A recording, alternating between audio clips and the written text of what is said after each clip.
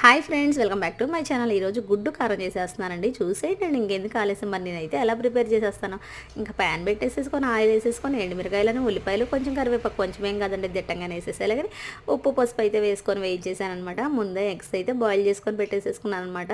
ఇంకా అలాగే ముందే కొంచెం కారం కూడా ప్రిపేర్ చేసుకున్నా, కొంచెం అప్పటికప్పుడే ఫ్రెష్గా చిన్న రోట్లో అయితే ఇంక ఉప్పను, జీలకర్ర, వెల్లిపాయ రెబ్బలు, కొంచెం కారం అయితే వేసేసుకొని అప్పటికప్పుడే దంచుకున్నానండి. ఎందుకంటే మంచి ఫ్రెష్నెస్గా బాగుంటుందని ఇంక అప్పటికప్పుడే దంచుకుంటే కారం ఇంక ఈ ఉడకబెట్టిన గుడ్లు అయితే వేసేసుకొని వేయించేసుకున్నాను అనమాట. ఇలా వేయించేసుకున్నాం అనుకో కొంతసేపు మంచి టేస్టీగా ఉంటాయి. అప్పటికప్పుడే అలా వేయకుండా మనం గుడ్లు అయితే ఇంక ఇలా వేయించేసాను కదండి. ఇంక కారం అయితే ముందే ప్రిపేర్ చేసుకొని పెట్టేసుకున్నాను అని చెప్పేసా కదా. ఈ కారమేనండి చాలా బాగుంది కదా.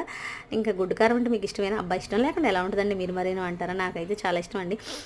ఈ రోజైతే మనకి కొంచెం డిఫరెంట్ గుడ్ అయితే వచ్చింది కదా. ఇంక ఈ గుడ్డునైతే ఎవరికి పెట్టినానండి, నేనే తింటానమాట. తిన్నాక మళ్ళీ ఏదన్నా అయిందనుకో నాకే రావాలి. ఇంక మళ్ళీ అందరికి పెట్టాను అనుకో, షేర్ చేస్తే రేపటి వీడియోలో ఏమన్నా అయిందా, ఏమన్నా అవ్వలేదని చెబుతాను అనమాట మీకు.